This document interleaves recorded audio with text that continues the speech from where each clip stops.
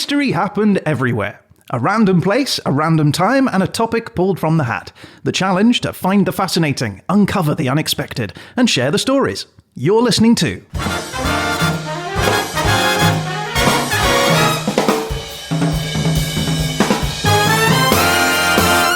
History happened everywhere.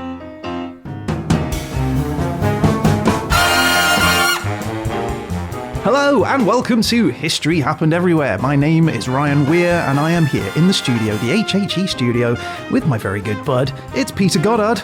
Greetings, Ryan Weir. I'm happy to be here. Oh, very good. Greetings. It's like an alien. I've been learning Alien. Have you? Yeah, I want to be ready for when they land. Right, well that makes sense. The alien overlords. Exactly. I want to be the one to surrender to their leader.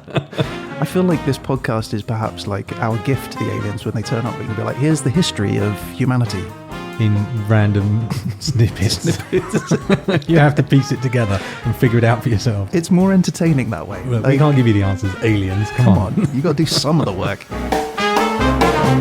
I wanted to talk to you about TikTok. Oh, really? Yeah. So for those people that don't know what TikTok is, right? It's a social media platform, an app that you can download on your phone and you can watch little 1-minute clips. Some of them are comedy and some of them are dancing and some of them are instructional videos on how to do stuff, unboxing videos and all sorts. Now, the dancing ones are interesting. I've noticed they get millions of hits. We have our own TikTok channel. We do. At HHE Podcast, where we put our little animations on. 1 minute of pure joy. So I think we do well with our little videos, but we don't get dance level hits. I think I see where this is headed. Yeah. So I was wondering if we could do a little History Happened Everywhere dance, and that could become like it become a viral. It will almost certainly. Right? I can't imagine how it wouldn't. I fear what we will end up with is merely footage of me pulling a hamstring. Well, I think we're going to do it. A little dancey dance. Will you do it with your cleavage showing? I will do it topless if necessary. I will drive viewership however I can. Okay. I'm not sure that will drive viewership, but if that's what you decide has to happen, Ryan, you're the creative director. Okay, good. I'll do it in my flax pants.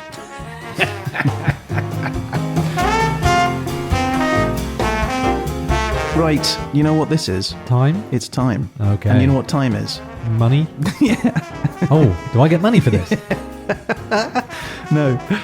Right, so Peter. Ryan. You're following the mighty success of my Greenland episode. You've taken lead on episode 34, but I can't remember what it was that you're going to be talking about. Maybe there was some mechanism for remembering things. How about we hit the Wayback Machine? The Wayback Machine? Check it out. It's All there. right. Press the button. All right, I'm doing it.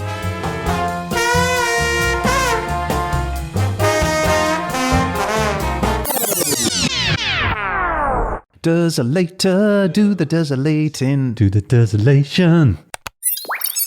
Okay, Peter, are you ready? I'm ready. Okay, and your place is... Drum roll.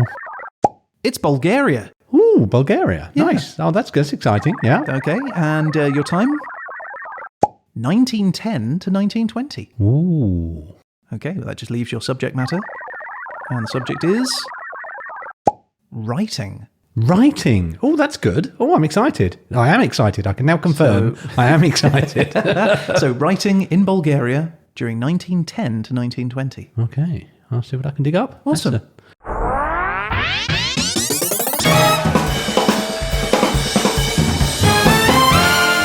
Okay, so that sounds boring. Yes. Well, why does it sound boring? it sounds boring because you do not know what's coming your way, my friend. Yeah, that's right. I'm about to hit you with more knowledge than you could shake a stick at. Okay. But let's first orient ourselves in the Republic of Bulgaria. All right. It's an Eastern European country. It's in the Balkan Peninsula, which you may have heard of. I have. In terms of who's around it, it's got Romania to its north. It's got Serbia and North Macedonia to the west. It's got Greece and Turkey to the south and the Black Sea on the east. So that's its kind of neighborhood. Okay. It's named, the Balkan Peninsula itself is named after the Balkan Mountains. So the Balkan Mountains are mostly in Bulgaria, actually. So really? It's quite a mountainous kind of country. And actually, the Balkan Peninsula is not technically a peninsula. It's misnamed. And also, unfortunately, the word Balkans has a long history, which we're about to discover, of a lot of fighting between neighbours. And Balkanization has kind of become a word with some quite negative connotations. So the preferred alternative term to the Balkan Peninsula now is just Southeast Europe. Oh, okay. Well, that's straightforward, isn't it? Yeah, so it's an Eastern European country, and I will demonstrate that by playing the national anthem.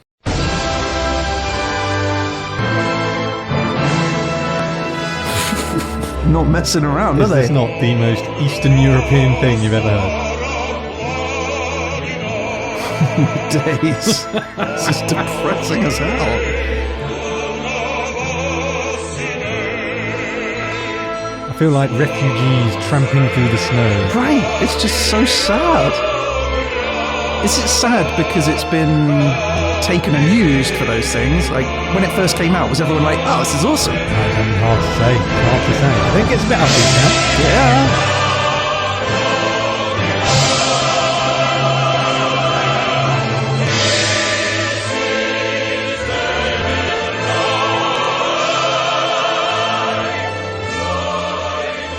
So there you have it. If I hadn't said you're in Eastern Europe, I think you'd have figured it out by now.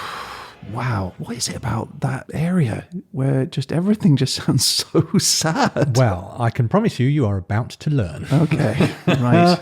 This is going to be a long and not necessarily upbeat podcast. Oh, okay. Bulgaria is approximately 110,000 square kilometers. Okay. It's about 20% of a France. So 5 Bulgarias to your France. That's quite small. It is quite small. Why did I think it was bigger than that? It does feel like it should be bigger. I don't know why either, because I have a similar sort of sense. But what's really surprising is there's only 7 million people there. And what's doubly interesting is, in about 20 years ago, there was 9 million people there. It is losing population quite rapidly. So they need to get jiggy. They do need to do something about the hemorrhaging of people that they seem to be encountering. I think it's because it's one of the poorer European Union countries. Okay. So they've got freedom of movement, so people go elsewhere for their opportunities. Makes sense. I mean, there's lots of mountains there as well, you said, right? It is very mountainous. So if you've got an area that's only 1/5 of France and most of it is mountains, I don't suppose you can fit many people there anyway. Yeah, they do have to squeeze them in. You'd think all that close proximity, they'd be popping out babies. Well, maybe. I think it's actually a genuine problem for the place. So hopefully they get busy, start having more baby making activities. Yes. Bulgarians. The capital is Sofia. That's a nice name. It is lovely, isn't it? I thought it was Sofia, but it's Sofia apparently. Sofia, okay. The currency is the Bulgarian lev. Oh, not the euro. No, I don't believe so. The lev. Let me give you some famous Bulgarians. Please. In the world of tennis, Grigor Dimitrov. Don't know. No? Okay, how about in football, Dimitar Berbatov? Yeah, played for Manchester United. Okay. Maria Bakalova. She's an actress. She was the young lady who played the daughter in Borat recently. And a fictional character, but I'm going to include him anyway, Victor Krum, the Harry Potter wizard. He's from Bulgaria. Yeah, that He was makes sense. Bulgarian, yeah. Poor old Victor. Their motto is unity makes strength, which will be simultaneously explained, but also revealed to be tremendously ironic in the next hour or so. Say it when we again. Discuss. Unity makes strength. Do it again in the accent. No. Nice try, though.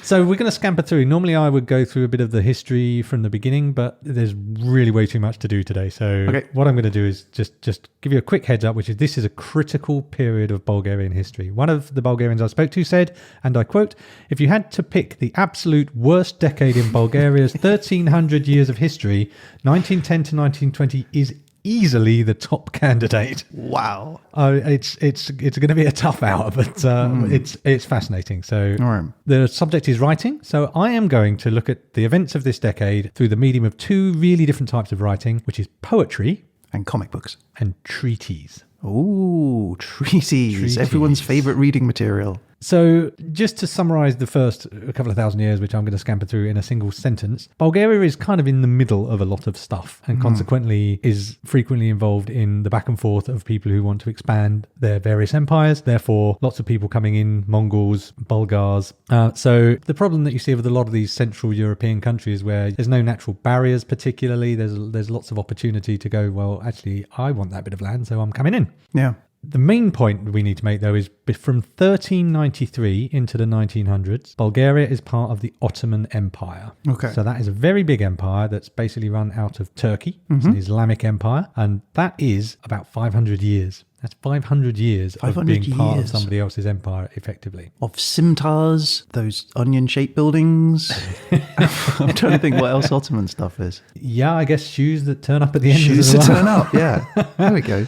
So for 500 years, you're pretty much owned by someone else. And then you're into the 1900s. It's very difficult to identify as a Bulgarian for a couple of reasons. You've got the Turks who are running you effectively, but also culturally, you've got the Greeks. So the things that are considered advanced and intelligent and good tend to be Greek, all the philosophy and the culture. Same as you get in British public schools today. Greek classical culture is sort of looked upon as superior to other cultures. Yeah, we don't learn Ottoman. No, we do not. So you've got Ottomans sort of physically and practically running things and culturally Greeks dominating things, or sort of Greek thought anyway. But then we enter the 19th century and the end of the 18th century, and we're starting to see this emerging idea of Bulgarianness. It's a period known as the Bulgarian Renaissance. And this is, appropriately enough for me, has started with a book. Okay. This is a book written in 1762 called the Historia Slavano-Bulgarska. I knew this was going to be hard. I bet you practiced this as well. I really did. Yeah. Historia, did you write it out phonetically? It's quite phonetic. It's just so long. I should have broken it up is what I should have done. That's what I did. The Historia Slavia no Bulgarskaya. That translates as Slavonic Bulgarian history. Okay. So this is by a guy called Saint Pius of Hilandar, and he's quite deliberately setting out to create a history for Bulgaria. He's trying to make this sense of Bulgarianness. He says, the Serbs and the Greeks have twitted us many times because we did not have our own history. Twitted us? Twitted us, made us look foolish. Oh, never heard that. So he writes the history for himself. He's like, well, someone's got to do it. And this is important enough in Bulgarian development that actually some text from it appears on the back of the 2 Lev note today. Oh, no way. So this is really a foundation point in Bulgarian culture. Like the Declaration of Independence in America. Yeah, exactly. Or the Magna Carta in the UK. Absolutely. Or I want to see how many of these you can do. So this book basically articulates a sense of culture and a people. And he actually says, this is a translation, obviously. Oh, you unwise moron. Why are you ashamed to call yourself a Bulgarian? And why don't you read and speak in your native language? Weren't Bulgarians powerful and glorious once? Wow. You can hear his voice in that. You can't you? I mean, the guy's not mucking about. He's got a very clear agenda. Yeah, it's interesting though. In writing, like sometimes you can't hear that and it just sounds... official documents don't have the voice of somebody, and yet you can read that and you can tell that's a dude who's been drinking all evening and he's just ranting. And another thing. I'm going to write this down. It's a blog more than anything. Yes, early blog. Early blogging. Very foundational. Yeah.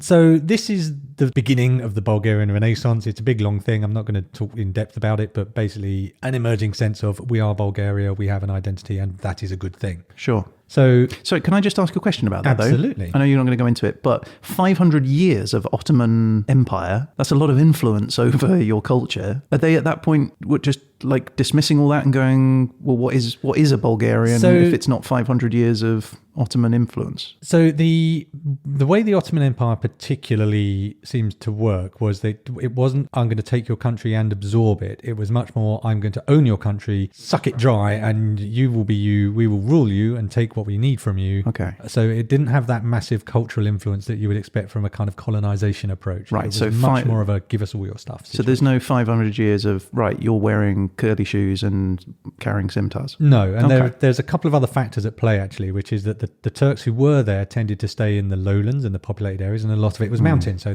all these mountainous people were pretty much uninterfered with because they didn't have a great deal and it wasn't in the mountains, right? Yep. So that's why there's an empire that isn't particularly interested in imposing itself culturally, and also a geography that doesn't really welcome people quite as much as you might hope. Okay. So we have the Bulgarian Renaissance. Bulgarians are going, oh, Bulgaria is good. You start to get kind of literature being written. You're starting to get a growing sense of identity. And that means it is now time for a poem. This is a poem by a guy called Hristo Botev, and it's called The Hanging of Vasil Levski, a revolutionary who believed in an independent Bulgaria from the Ottoman rule. And it was published in 1876. O you, my mother, my native land, why is your cry so sad and heartrending? And you, O raven, accursed bird, on whose grave croak you of ill impending?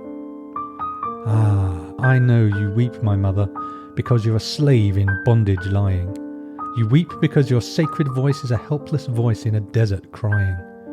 Weep on near Sofia town, a ghastly gallows I have seen standing, and your own son, Bulgaria, there with dreadful force is hanging.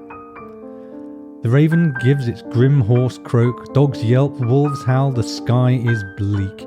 Old men in prayers their God invoke, women shed tears, the children shriek, the winter sings its evil song, squalls chase the thistles in the plain, the cold and frost and hopeless tears wring and twist your heart with pain.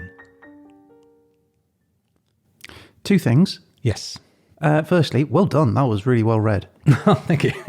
Secondly, these Bulgarians, they're not a cheery bunch. Yeah, and this is a theme and a tone that will continue. Okay. You will find bleakness is a real feature of the literature. It's more than bleakness. This is an anger I'm picking up on, right? There's anger because you've been enslaved for so long. So what was it? You weep my mother because you're a slave in bondage lying. The themes of being oppressed, enslaved really are very common in this era. Wow. But also there's a sense of helplessness. There's not, and it won't last long and everything's going to be okay. It's like we're really being hammered here.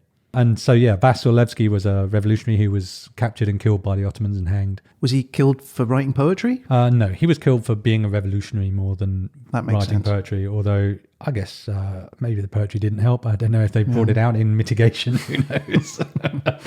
So let's talk about this guy a little bit more. Hristo Botev, he was a poet. He put his money where his mouth was, though. He was a revolutionary and a teacher. He was exiled to Romania for speaking against the Ottomans. He edited revolutionary newspapers, which I would argue a bit conveniently also published his poems. Okay. So in 1876, he takes part in a thing called the April Uprising. So this is a revolt in Bulgaria against Ottoman rule. So this isn't just let's have a chat. They actually revolt. It's astonishing, isn't it? I forget that the Ottomans were going right up to 18 whatever. Absolutely crazy recently. You think of them as this ancient history thing. Yeah, but they're really not. So this April Revolution broke out on the 20th of April, 1876.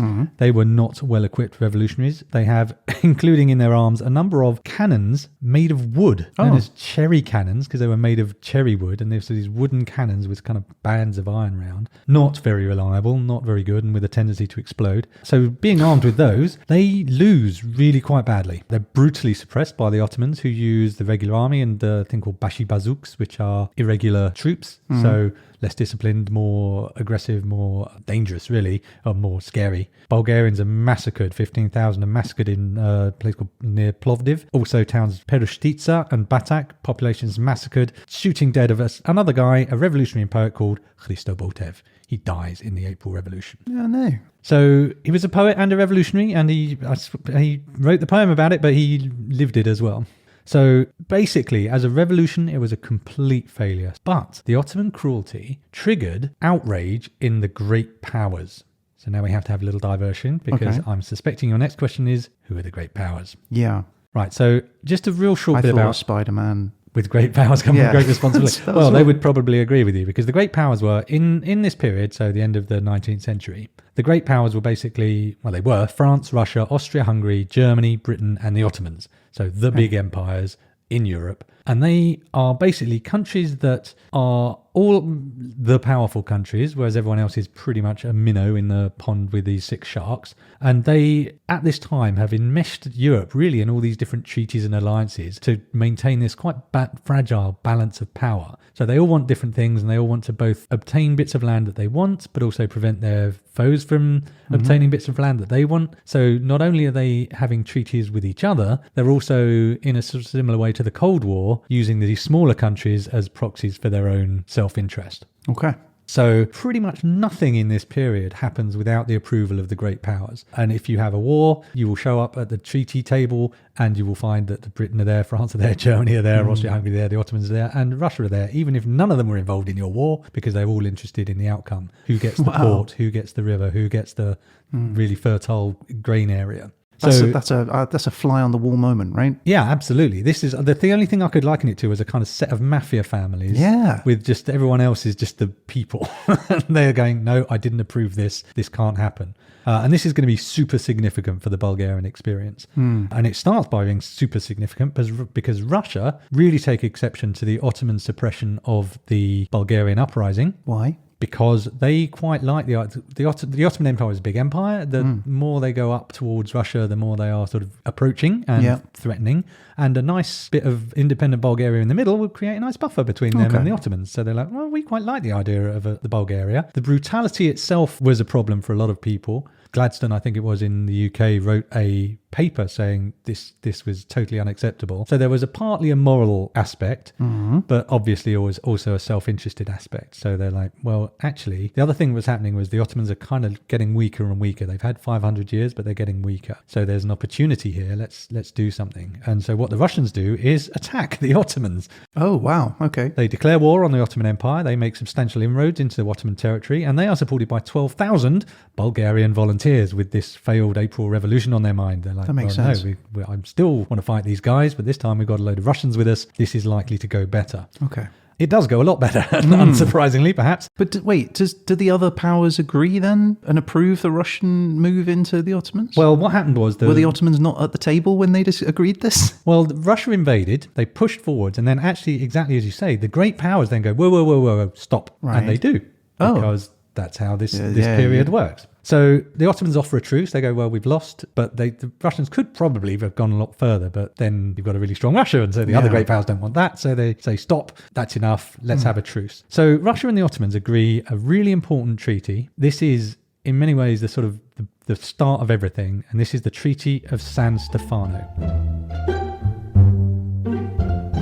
Hey, Pete. Hey, Ryan. Look, I'm trying to be good. Okay. Why?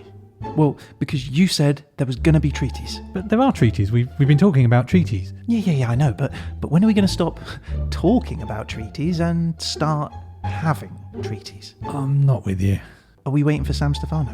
What are you talking about? The treaties. Yeah? You said San Stefano's got a treaty, and now I'm wondering when I'm going to get a treaty. I mean, I don't know who this guy is, but why has he got a treaty and I don't? Well, we're just about to talk about it. Yeah, but we've been talking about it for ages, and I want my treaties. Oh, I see what you're saying. You mean like a chocolate bar? Yeah. Or a nice bit of fudge? Yeah, or a bag of crisps. I see. Icy cream, yeah. A nice cherry pie, perhaps? Yeah, or a cake. With icing? Yeah, and cream. And a delicious cherry on top? Yeah. You're an idiot.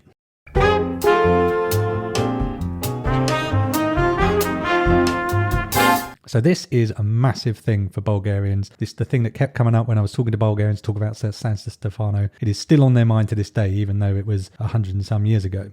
Oh. So the main thing it did was give Bulgaria everything it wanted, pretty much. They established an autonomous, self-governing Principality of Bulgaria with basically a Christian government, a right to keep an army. So technically part of the Ottoman Empire still, but to all intents and purposes, it's an independent nation. Okay. And that gives Bulgaria an absolute ton of land, all the way to the Black Sea on the east, loads of the areas known as Thrace and Macedonia to the south of where Bulgaria is today. So really pushing down into what was previously Ottoman territory. So that is the Bulgaria that Bulgaria always wanted to be. There's ethnic Bulgarians in all of those areas. It's big. It's got a lot of good bits of land and port and whatnot. Yeah. So they have everything. This Treaty of San Stefano gives them everything they want. They're like, this is great. All right. Well, great. Then the great powers open the Treaty of San Stefano and go, oh, I don't like this. Austria-Hungary in particularly does not want a massive power in the Balkans, and this big Bulgaria would be exactly that. How big would this Bulgaria have been, roughly, compared to what it is today? Probably, I'm speculating a bit, but probably a third, a half, double. I mean, it's okay. Big. It's a whole country's worth, really. Okay. So the great powers go, no. You can't have the Treaty of San Stefano. We don't like it. So in July in 1878, they have a Congress of Berlin where the great powers, who, let's not forget, were not involved in this war outside of the Ottomans and the Russians, but they still come to the table. They have a conference. I say everyone comes to the table. Bulgaria was not invited to the table. Not one of the great powers. Suppose technically they also didn't exist yet.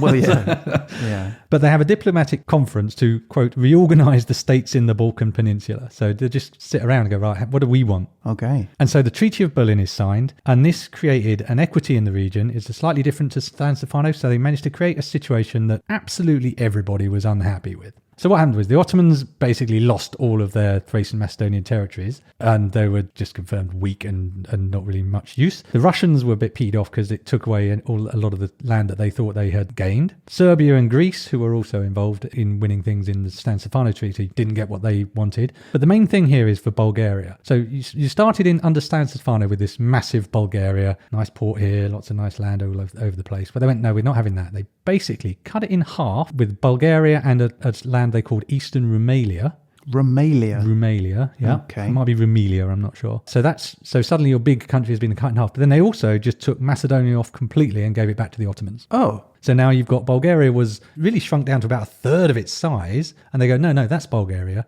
So for a brief moment, they're like, we've got the Bulgaria we always dreamed of. And then 5 minutes later, the great powers go, no, you can have a third of that. Enjoy your mountains. Wow. So what does all this get mean? over this idea of them all sitting around in like one evening in some castle somewhere. And that's exactly what it was. They'd sit around, draw lines on maps, go, do you want that bit? Yeah, I like that bit. Okay, you can have Amazing. that bit. What would you want? What are you going to give me? I'll give you this bit. Right. And all the like talking behind each other's back. That's exciting. It is exciting stuff. And it's also really complicated stuff. There's all these interrelated rivalries and why am I doing this thing? It's actually because I really want this guy to be stronger so we can offset that guy over there who I don't like very much. And it's really complicated. So I've drafted in a little bit of help from a chap called Eric Halsey. He has a podcast called the Bulgarian History Podcast. No way. Which I thought was quite handy. Excellent. Welcome to the Bulgarian History Podcast. It's a super in-depth podcast. He's a really nice guy and he volunteered to talk to me and help me understand all of the significance of some of this stuff. Great. So yeah, his podcast is on bghistorypodcast.com and he's going to help us understand this whole period. So first of all, we're going to understand what the significance then of this San Stefano, then Berlin treaties experience was for Bulgaria. To call this a roller coaster is an understatement. Because even before San Stefano, if you imagine this, right, Bulgaria had had a number of aborted revolutionary attempts going for years and years, or growing frustration against the Ottomans. Then you have the April Uprising, fairly large uprising that is brutally crushed, leading to horrible repression by irregular soldiers sort of running amok. It's terrible. And then shortly after this, you've got the Russo-Turkish War. All these Bulgarians, again, kind of rise up and help fight. And Bulgaria is finally liberated. And it seems like, yes, they got everything they wanted. So it's not even just getting everything you wanted after almost 500 years of Ottoman rule, but coming directly out, very, very shortly after this failed uprising and all these kind of subsequent repressions and things. And then, it seems like you have everything. And it's just this horrible irony because San Stefano was kind of a dumb idea because anyone who knew anything about great power politics at the time, which the diplomats who negotiated certainly should have, would have known that this was never going to happen. Like that the great powers would have never accepted San Stefano. And then it was all taken away. And, anyone who's got kids, right, if you give a kid an ice cream cone and then take it away, it's like they're much more upset than if they had never gotten it in the first place. And that is the irony of San Stefano. It's like it was never going to happen. The great powers were never going to allow it, but it seemed real for a time and then was taken away. And as a result, Bulgaria was born with this ingrained sense of loss, an ingrained sense of injustice, and an ingrained sense of mission, right? That, from the moment Bulgaria became kind of semi-independent in 1879, it already had this clear political mission. That this is our number one goal, is to unite San Stefano, Bulgaria. And so it's like everything after that is kind of dictated by that discrepancy between San Stefano, Bulgaria, and Bulgaria after the Treaty of Berlin.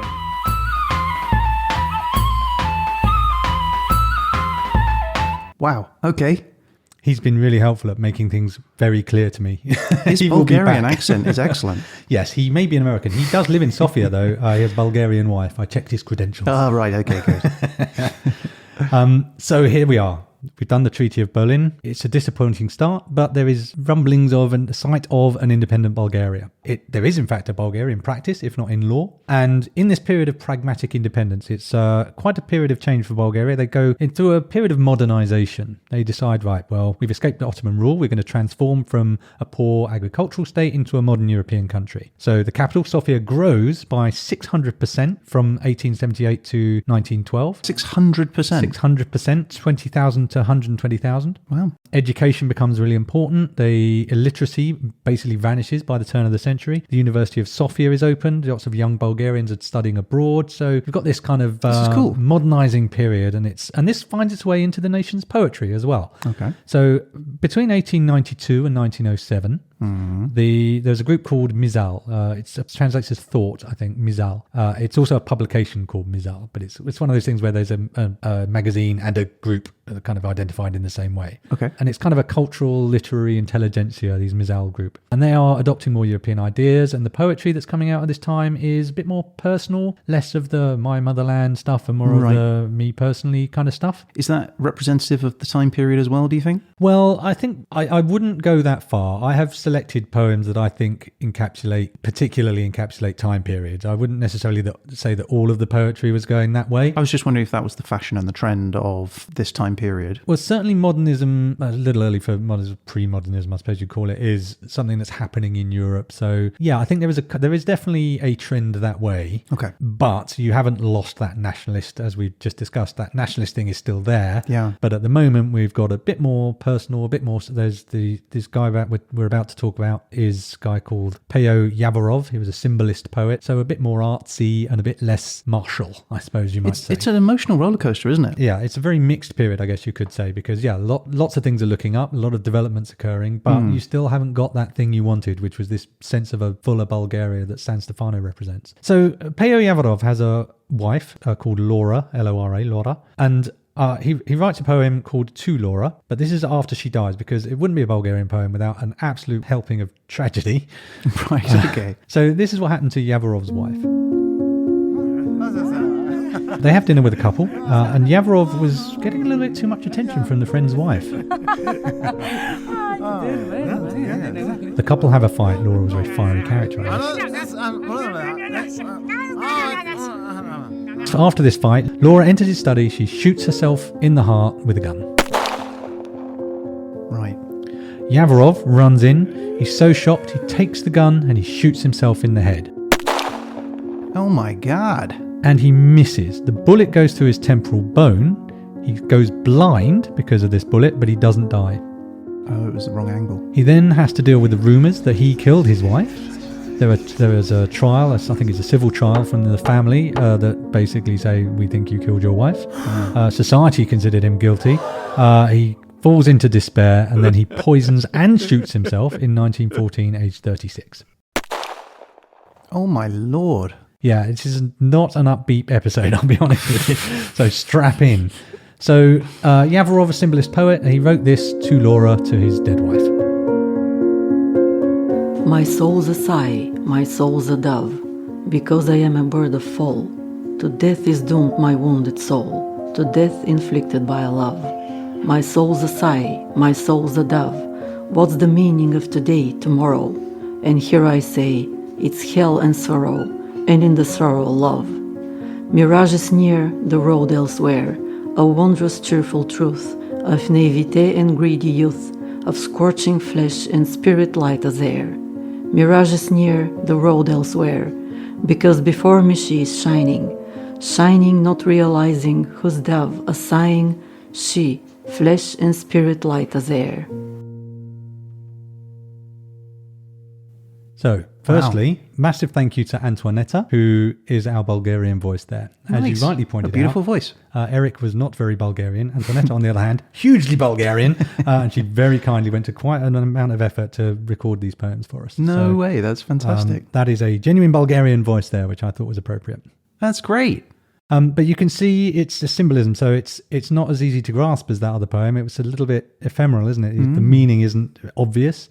So that's a kind of modernist, symbolist experience in terms of the poetry. Yeah, a lot less anger in that one. Yeah, but by no means upbeat. No. I say it's hell and sorrow, and in the sorrow, love. I think that's about as positive as it gets.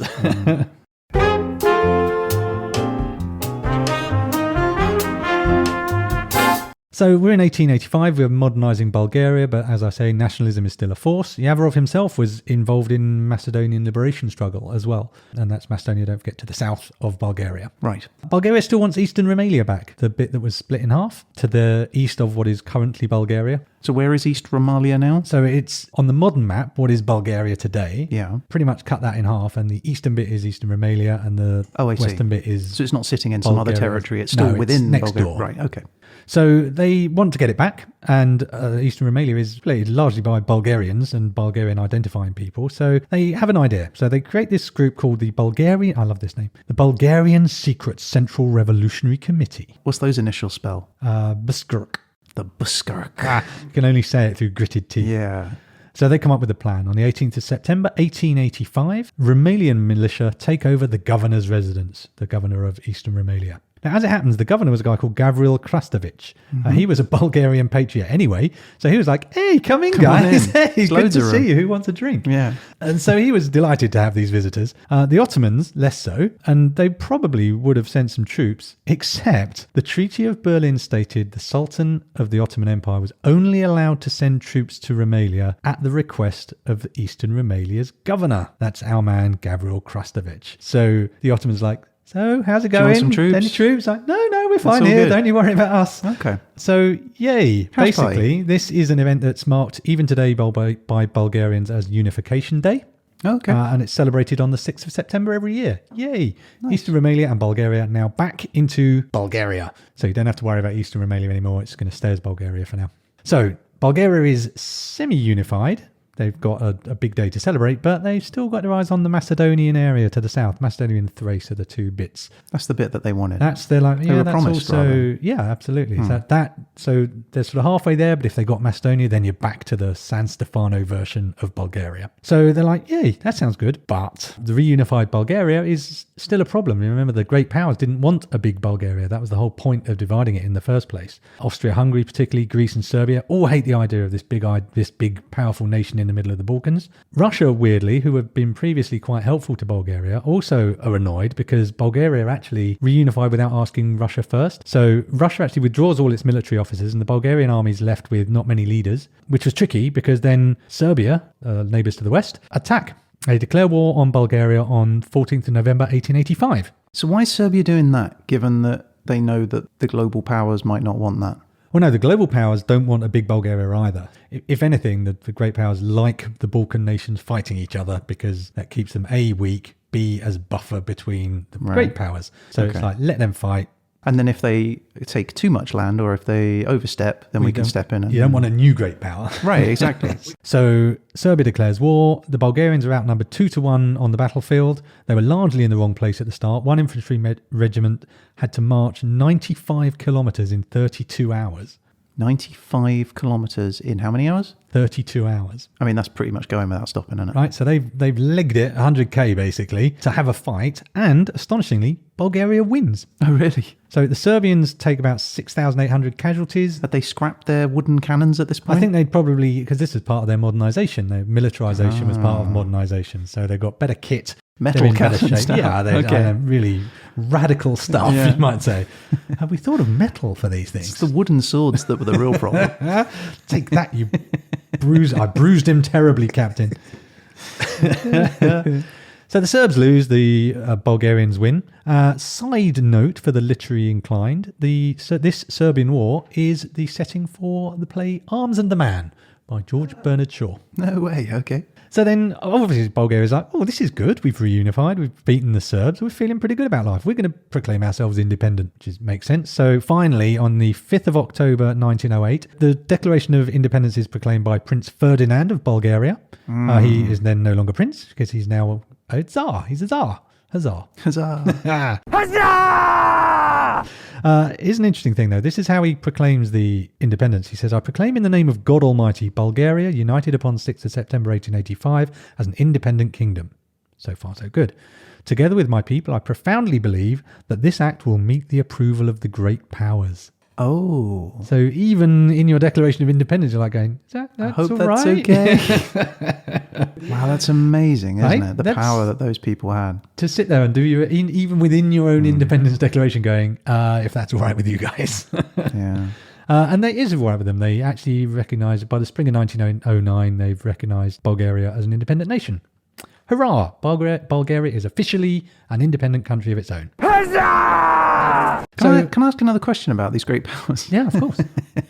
So were they families? Are they No, they're countries. royals? They're empires, really, more than countries. Right, but so it's the leaders of these? Well, it would depend. So the Russians would have a czar. The British would have the royal family, but actually it's parliament running it. It's the government, right? Right, so they would send their representatives, right, to argue the stuff out. The You're not going to have diplomats. 4 kings and a czar sat around the table. No. You're talking about diplomats. You're talking about governments. Now, those governments will vary between the states, but some will be more leaning towards Russian czar approach, Right. or you could have a government that's parliamentary. But really, when I'm talking about the powers, I'm talking about the country as represented by the government, whichever form it may take. Okie doke.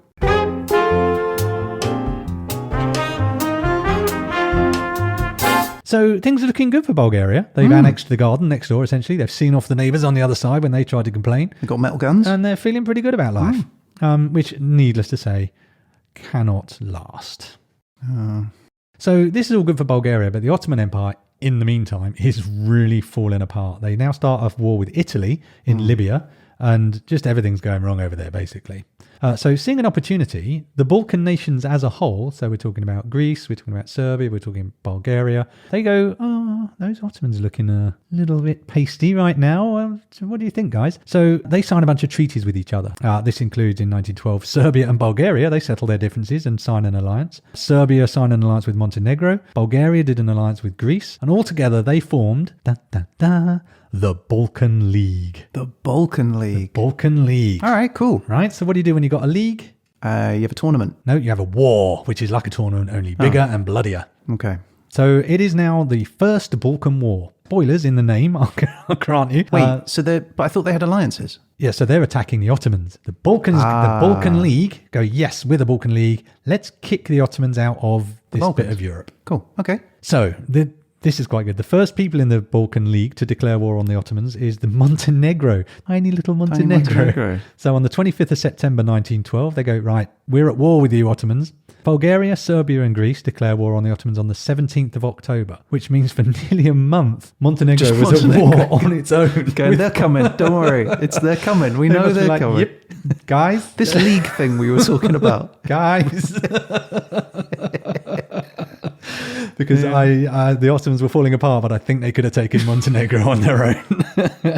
Oh no! So of the league, Bulgaria was probably was definitely the most powerful military. They got a big army, well trained. Obviously, they've beaten the Serbs, so they're doing well. They mobilised nearly 600,000 men. Oh, that's a lot of men. Yeah, that's a lot of men. Greece have joined in. They're not famed for their military prowess. I had to bring in this quote because I'm not sure whether it's hilarious or just racist. This is from a British consular dispatch from 1910. Quote, "If there is war, we shall probably see that the only thing Greek officers can do, besides talking, is to run away." Oh. Yeah, a bit racist. But the point being, they didn't have a strong army, but what they did have was a navy. So just trash talk. That was really bad, wasn't it? Yeah. And that's behind closed doors. I saw in the room, they're like, "Oh, it's lovely to see you, Stephanopoulos." Yeah. But they had a navy, and the navy meant that they could stop Ottomans landing troops to help with the fight. Right. So that was a really critical contribution. So all in all, the Balkan League managed to field about 850,000 men. Yeah. And the Ottomans had a lot more in their empire, but not there. Can I just say, this was 120 years ago. Yeah. That's nothing, is it? 120 years? It's not a huge lot. Things were different. What's going to happen in another 120 years? Right. Aliens and time the alien travel. wars. The alien wars will be ready. Well, learn from this. So the Ottomans have got more troops in general, but they can't get them there is the long and the short of it. So at the start, actually, the Balkan League have much bigger numbers because they're in the area, unsurprisingly.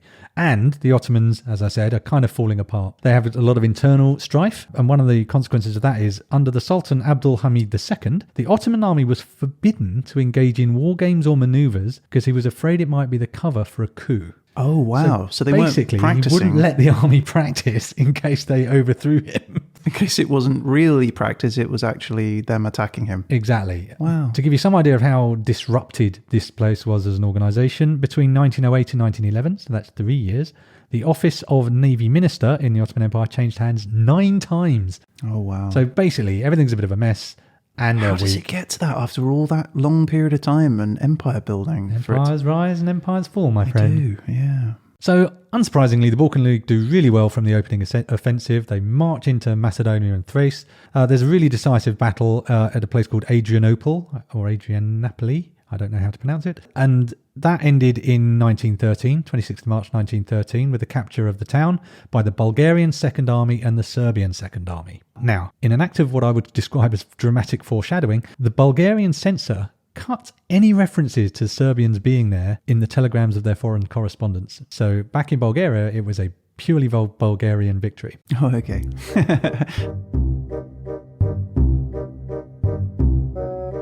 Mother, I write to you from the battlefront here in... Unspecified military zone. We stand victorious, having fought ferociously with my brothers in the... Other Bulgarian units. I must observe that the... Other Bulgarian units. are tremendous fighters. They have not abandoned their post, but fought like tigers. Perhaps I was wrong when I expressed my doubts about fighting alongside... Other Bulgarian units. Now that the war is finally at an end, I will return home, but first I have promised to visit... Other Bulgarian regions. with the... Bulgarian soldiers. who have done both Bulgaria and... Bulgaria. a great service. Your son, Haristo. P.S. The food parcel arrived. As ever, your home cooking is... Delicious and entirely edible.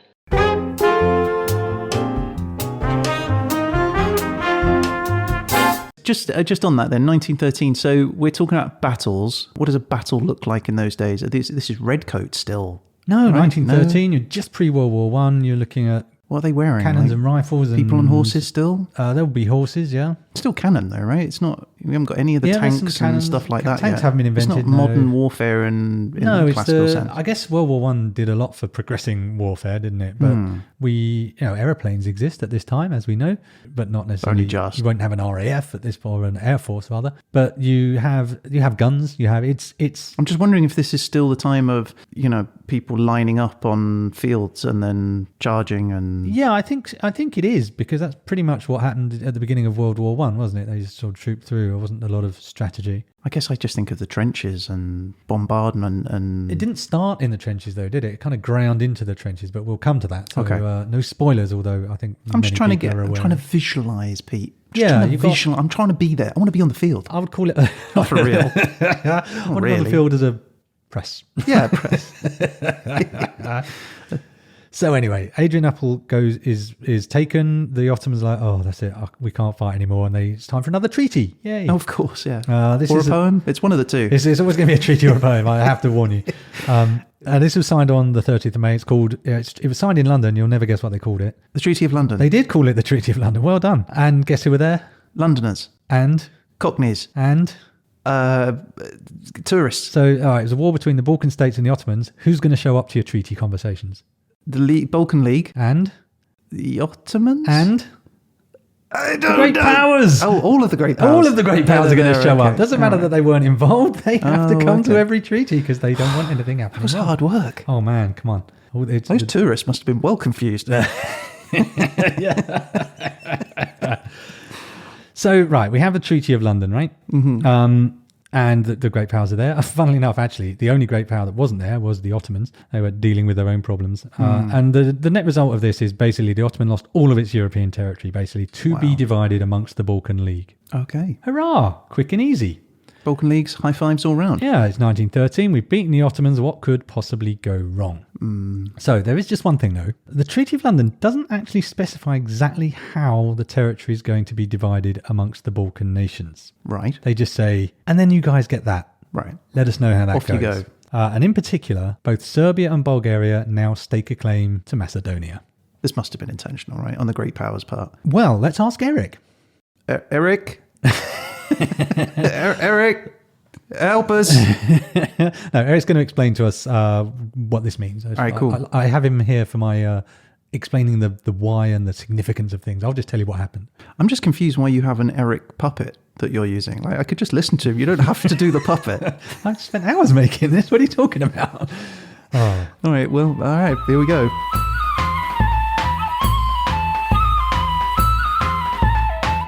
In that process, a lot of things were cans kicked down the road. There were a lot of very, very big issues. They're like, well, we'll figure that out later. And this seems like another case of that, where they're making this treaty and like, yeah, we don't really know exactly where we want the border between Serbia and Bulgaria and Macedonia to be. That's a pretty tricky situation. So like, we'll just not specify it. We'll figure it out later. That was also a bad idea. Like, yeah. Specificity matters. Policy matters. Getting things in writing matters. It's like you wouldn't enter a business agreement or sign a mortgage or something where a bunch of things were like, yeah, and we'll figure that out down the line. Like, who knows? Like, no, that's a terrible idea.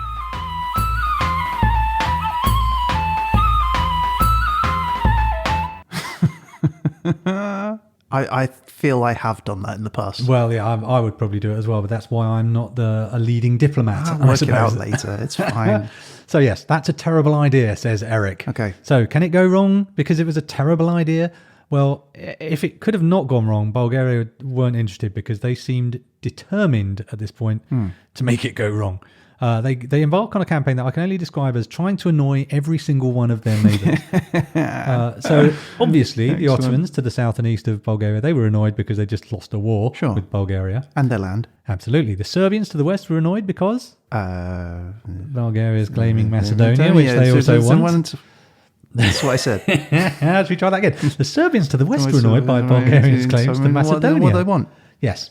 So, in actual fact, Serbia has already signed another treaty with Greece promising to work together in case Bulgaria attacks. Okay. To the north of Bulgaria, we've got Romania. They haven't done much so far, but actually Bulgaria is as part of this whole treaty palaver. Bulgaria is supposed to give a town called Silistra in a place called Dobruja to Romania, and they just say, no, we're not going to do that. So Romania like, what? No, you're supposed to give us that. Shut up. We're going to invade you. They're calmed down by the Russians who say, I want to arbitrate. So then Bulgaria annoys the Russians as well, a nation that seems to be trying to support them and whose invasion of the Ottomans basically led them to be independent ultimately. What happened was Tsar Nicholas sends a personal message to the kings of Bulgaria and Serbia to try and say, well, we sort this out. The Bulgarians just act like absolute... They reply to the Russians with so many conditions that it's obvious they don't want to talk. They're going to have the war. So Russia not only cancels their offer to act as an arbitrator, but the foreign minister says to the new Bulgarian prime minister, do not expect anything from us and forget the existence of any of our agreements from 1902 until present. That is a big two fingers up to the Bulgarians. Why 1902? What happened before that? I'm not sure. Those must have been the good ones that they didn't want to... I think, anything before that was... I don't know what happened in specifically 1902, but in any event, that is a big tearing up of treaties and agreements, isn't it? It is, Forget it. You can almost see him sweeping them off the table, can't you? I was picturing like in a shredder. Like really slow one. He's like looking him in the eye. And he's put too many pages together and it's got stuck. He's like... He's there for really awkward 5 minutes. You may go. Yeah. So Bulgaria hear that and they watch the and they go, whatever, man, we're a young nation. But I think that Bulgaria has just basically become teenage nation. They wrote a poem about it. Right? Yeah. So having annoyed everyone in every direction diplomatically, they got a couple of options. They could either try and play it cool a bit or wreck it. Okay. Now, let's imagine you're Tsar Ferdinand of Bulgaria. Yep. What do you fancy? Not correct. In June 1913, the Bulgarian High Command, under the direct command of Tsar Ferdinand, so direct orders, he doesn't tell his own government that he's going to do this. He says to the army, I want you to attack the Serbians and the Greeks. He doesn't even declare war. They just attack. Wow. So that's quite controversial. The government's like, what? He's a cocky guy. He is a cocky guy. And with absolutely nothing to back that up, because this highly controversial move is not a great success. Well, clearly he thought that they'd done the majority of the legwork during their battle against the Ottomans, right? He must feel like we rolled a 6 there, we can keep rolling a 6. Yeah, I think there's an element of that. Certainly he personally thought, I want to be the Tsar of a big country. They've won a lot of things lately, really. So feeling pretty confident. You look back in history and there's all sorts of Napoleons and such that were just like, I'm going to attack them and then I'm going to attack them and I'm just going to keep going. Like, I could be that guy. I could be Alexander the Great. Yeah, he cannot though, it turns out. So the idea was they'd take as much of Macedonia and Thrace as they could from the Greeks and the Serbians before the great powers arrived and say, stop doing that, so that they could say, they'll probably get pushed back a bit, but they'll have a lot of it. So they basically commit all of their military to the south and the west to just rush into Macedonia, Thrace and take as much as they can. Which they were promised many which they years still ago. want. They were back to San Stefano, basically. It does not go well. The first attacks on the Serbs and the Greeks are not particularly effective. They sustain heavy losses against the Greeks, and they find themselves not retreating, but they're dug in and they're holding desperately. Then the Greek forces start advancing. Eventually, they start pushing the Bulgarians back until they're 76 kilometers south of Sofia, which they just about managed to hold on to. So all of their armies in the south and west. The Greeks and the Serbs are fighting them there. This casts me in mind of a guy whose first time in Las Vegas, and he's gone to a casino and he's like hit the jackpot first, and he's like, well, then I'm on a roll. I'm just going to keep going. I've got it. I'm on a streak. And the only way this is going to end is him continue to keep losing until he like puts up the deed to his house and loses that, and then ends up getting beaten up round in the alley behind the casino. Yeah, plus, after he's won his first streak and he's putting money on, and people are going, you shouldn't do that. He's shouting, shut your face, I know what I'm doing, you're an idiot, in their faces at the same time, and probably throwing a glass of drink in their face. Yeah. That's kind of what they're doing right now. Right. So it will not surprise you to learn that the neighbours see something of an opportunity in this rather weakened and busy Bulgarian army. So Romania go, well, we're going to have a bit of this. They declare war on Bulgaria on the 10th of July. They start attacking from the north. Yeah, because Bulgaria's down in the south at the moment. Exactly. Right. So they go, they push towards Sofia. Everyone's headed for Sofia, I guess. But it's a curiously unwarlike war in that they release a diplomatic circular that says this. Romania does not intend either to subjugate the polity, so take over the government, nor defeat the army of Bulgaria. Okay, what does it want? Well, it remains a bit of a mystery to me. I think they just mean, if you don't fight us, we'll just take all this. Thank you very much. Thanks for the land. But I just thought it was a really curious way to go about attacking someone. We don't want to beat your army. We just want to invade you.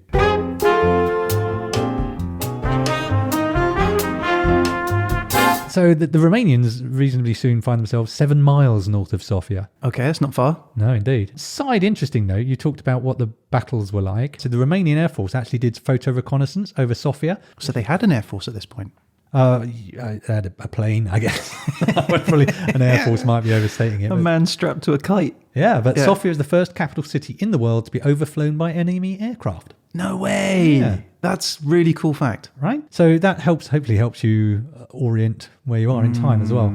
So now you've got Romanians coming down from the north, you've got Greeks and Serbians coming up from the south. The sea is obviously on the east, but to the south and the southeast, you've got your Ottomans. So guess what they do? Oh, they come in. They go, yeah, let's have a bit of that. So they go, let's do a free-for-all. So they attack as well in 1913 on the 20th of July. They cross the line. They invade Bulgaria as well. This is a slightly one-sided affair because what I read was that the Bulgarian force had between 200 and 250,000 men, and the Bulgarians had 4,000 men in the area. Oof.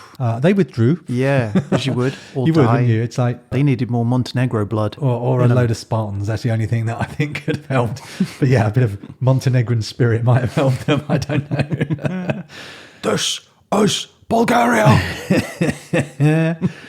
So, as you can guess, it's not working out well for Bulgaria. They're basically losing land in every single direction. The sea is the only thing that's not attacking them. How's this working out for your man in charge? He isn't doing great, but he's still in charge, so I guess he's surviving. But the long and the short of it is Second Balkan War, which was the first Balkan War was Balkans versus Ottomans. Yeah. Second Balkan War was Balkan versus Balkan. Yeah, because when I think of the Balkan War, I don't think of the Balkans gathering together to fight somebody else. You see, that was the first one. You see, it's the sequel you're thinking of. And yeah, so they lose. In short, they lose big time. So guess what? Another treaty. Yep. Is that how you get out of a losing situation? Well, it's just what happens once you've lost, I think, or at least when you throw in the towel. So how come it doesn't just get taken over? Like, how come people just went, well, you Bulgaria can do doesn't that, but exist there's practical consideration. Do you want to do that? Or you also want to win with as minimum cost as possible. And if you just destroyed everything, you would incentivize people to fight against you. I mean, arguably that's what happened in Japan in World War II. They fought sort of so bitterly that it ended up being an absolute brutal. So it's less about taking the land as it is just making your point. It's about winning and getting something. Taking the spoils, and maybe. Usually, yeah. So normally in a treaty discussion, it's something like, I want this bit of land that I've pushed into because it is a port or because it has great fertility, so I'll get all my grain for my cities. Yep. But I don't want this bit, so I'm going to give you that back because actually just administering an area that's just a mountain with nothing that I want on it and is full of angry Bulgarians is more trouble than it's worth. Fine. So we're going to take these poetry books and we're going to go home. Absolutely. We are just here for the literary criticism. So what happens is they go to Bucharest and they negotiate a treaty. Can you guess what that treaty is called? This is going to be a trick, and it's not going to be called the Treaty of Bucharest. No, it is called the Treaty of Bucharest. I won't drag that out. So basically, bits of Macedonia go to Serbia. See how I don't trust you, Pete? I understand that. It's you've got beady eyes. Deserved. This is why I don't attend treaty negotiations, because no one trusts me. I'm like, what? You can have the Macedonian land. It's fine. Just wait until Eric's got you on his podcast and he's got a little puppet with beady eyes on it. I don't think I have a lot to offer Eric, to be honest with you. He was a fountain of knowledge, whereas I am just a clown. So, right, it's back around the table with the great powers, obviously. Yeah. Bits of Macedonia go to Serbia, bits of Macedonia go to Greece. The Ottomans get a bunch of Thrace back. Albania is created. We've invented a new country, guys. Oh, really? Is that where that appears? Yeah. Romania get Dobruja, which is this bit that they were arguing about earlier. There's lots of fertile land there. Bulgaria have a little bit still left. Smidge of Macedonia and a tweak of Thrace, but really they're in a bad way at the end of 1913. Bulgaria, honestly. And it only cost them 1.3 billion francs. And they've lost Dobruja, which actually provided them at that time with 20% of their grain. So that's a bit of a blow. But they are well stocked with mountains. So are they like slapping the heck out of their leader by now, going like, why did you do that? Well, who should we blame for this? That is exactly the question that I asked Eric. So let's see what Eric has to say.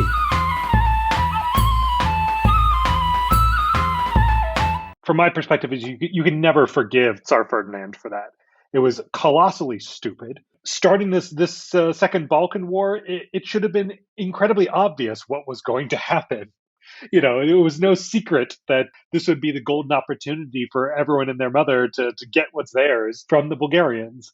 And to me, it's that Tsar Ferdinand had this complex about him, that he just envisioned himself as this grand leader of some great power, and he was determined to see that vision come to fruition at all costs, and the costs were rather enormous.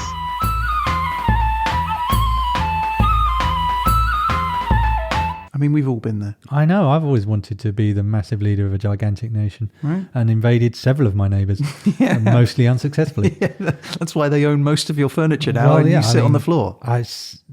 You're not allowed in your front room. My IKEA section has been decimated. But I did want to add something else that we talked about, Eric and I. It's easy to blame Tsar Ferdinand, but all this didn't happen in a vacuum. So let's see what else Eric mentions.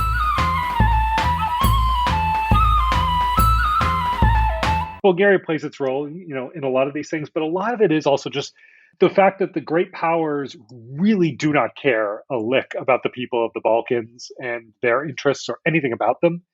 And, it's one of these things I'm always very defensive and sore about the stereotypes that people have about the Balkans. Like, ancient hatreds and, the people there are just so violent and they have too much history, all this BS.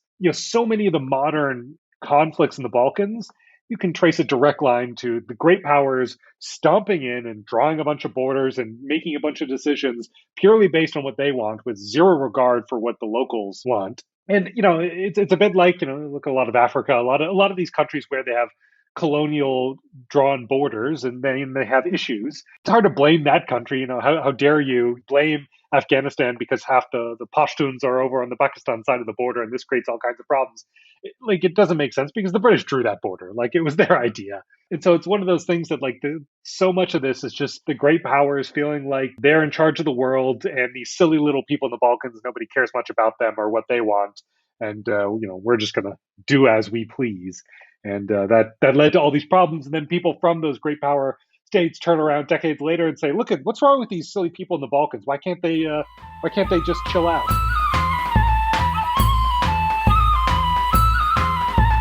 So I just thought it was worth it. It's easy to point at Tsar Ferdinand. I mean, it's right as well to point at Tsar Ferdinand. But yeah, this doesn't happen in a vacuum. All of this comes from Bulgarian people who identify as Bulgarian, being separated by random lines on a map drawn by someone who doesn't actually care what those people have to say about it. It sort of reminds me of the Greek gods looking down, moving chess pieces. Yeah, absolutely. Yeah. So basically, it's the end of 1913. Bulgaria is in a bit of a mess, clearly. But, it's the end of 1913. It's not like there's any gigantic war around the corner, is it? Yeah, we're heading towards the 20s. So everything is going to be great.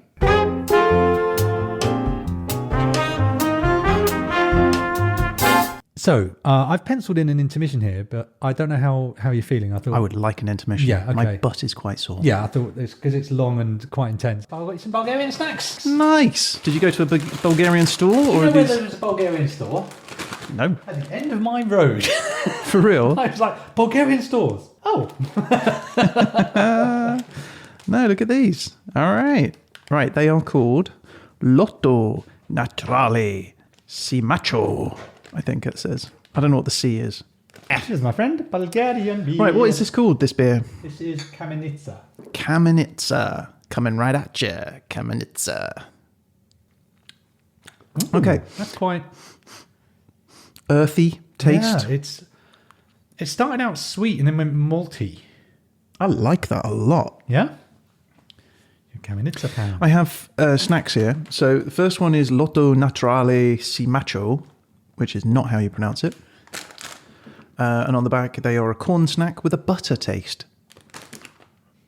You can see his little tiger man. Yeah, there is a little tiger holding what does not look like the snack within the packet. He looks very much stolen from the tiger and the little boy thing. He does very much look like What's a the Calvin and Hobbes Calvin and tiger. Hobbes. Bit fatter. Like Buff.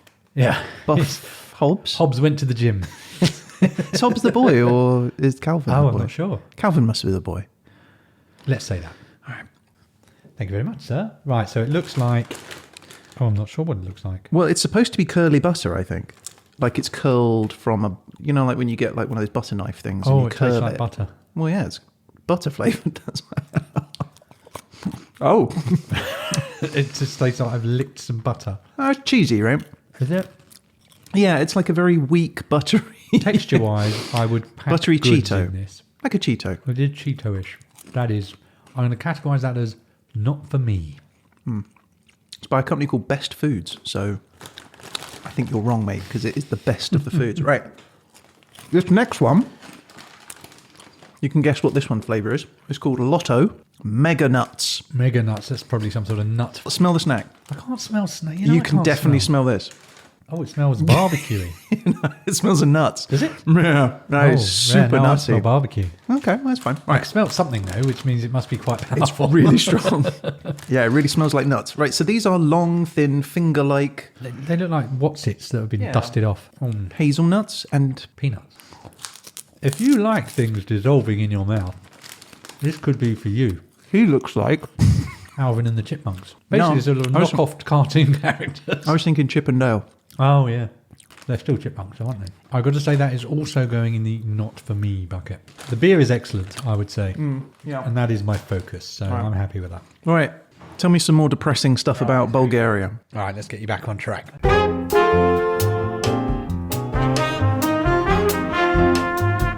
So, the first Balkan War is finished. Bulgaria did well. The second war is finished. Bulgaria did not do well. Yeah. They are in a bit of a state. They're smaller than they were, and they're pretty unhappy with life. Licking their wounds. Licking their wounds. So, time for more war.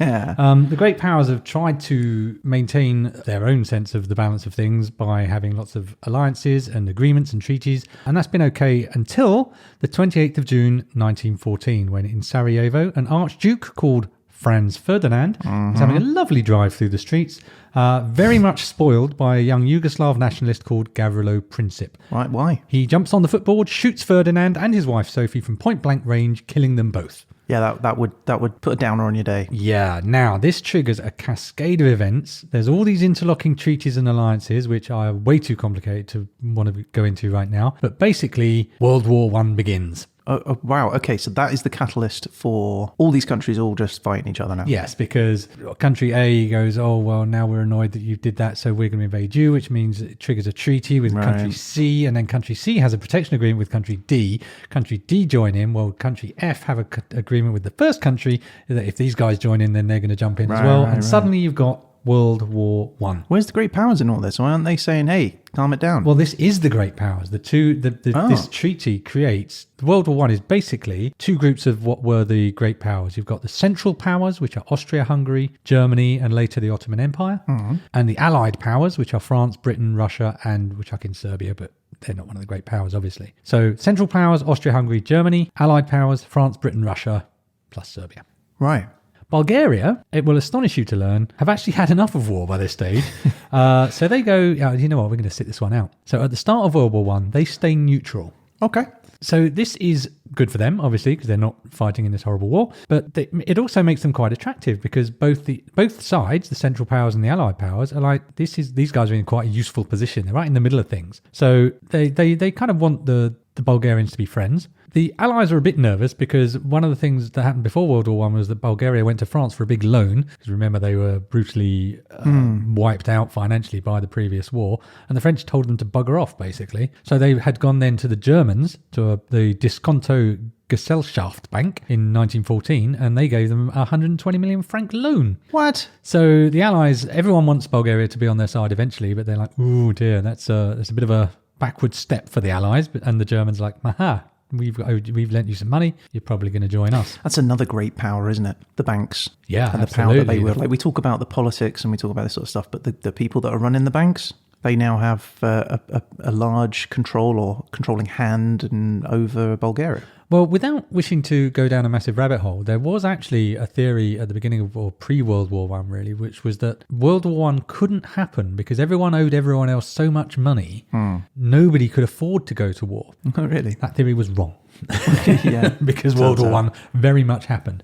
Interestingly, this German bank loan was quite controversial even within Bulgaria. Apparently, they went to Parliament to accept this loan. There was, I would say, a debate. Fights, actual fist fights broke out. Someone threw a book at the Prime Minister and hit him on the head with it. Book of poetry.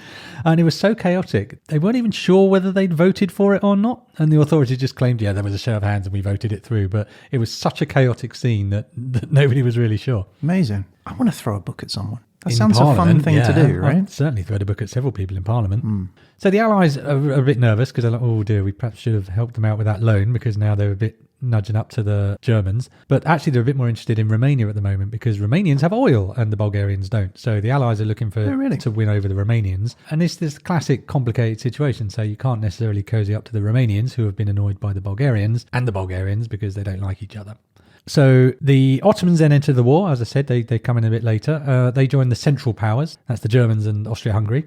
And that actually increases the strategic importance of Bulgaria because now you've got the Ottomans and the Russians on the same side. Bulgaria is in the middle, which means they could either be blocking them from coming together or helping them come together. So that their strategic importance really increases. So it's good news for the Bulgarians. They're more strategically interested, but they're still hanging out. They don't want to enter the war particularly. In May 1915, so this is a whole year has come on and they're still not in it. Italy join in. Weirdly, Italy joined the Allies. And I say that's weird because they actually had an alliance with the Central Powers.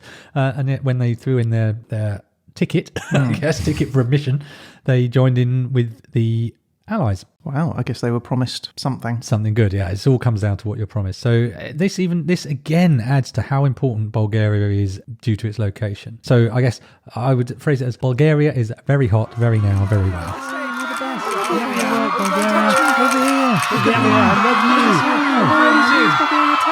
Bulgaria, a quick question. Oh, sure, yeah. It's Vasily from Hot Stuff. Oh, I love your show. You're looking great. What are you wearing tonight? Oh, well, tonight I'm wearing Macedonia. Well, it looks really good on you. I know. So, like, your hot property at the moment, voted world's most desirable country. Well, I don't know about that, if that's what they're saying. They sure are. Well, look, any comment on the rumours that you have been seeing a lot of Germany recently? Oh, I couldn't possibly comment. Germany and I, we're good friends and, well, never say never, but right now... So available then, and open to offers. I'm sure our readers will be delighted to hear this. Oh, I'm sure they will. Well, look, thank you for your time, Bulgaria. Like the rest of the world, we will be watching you with interest. Okay, thank you, Vasily. Thank you. Me? What about me? Go away. Interview me. No. I've still got it. So, go away, will you? But I'm still hit. Watch me dance. Oh, Ottomans, you are disgusting. Go away, you old man. But your listeners will want to know. Go away, will you? You're filthy. But I'm ready for my close-up. Oh, gross.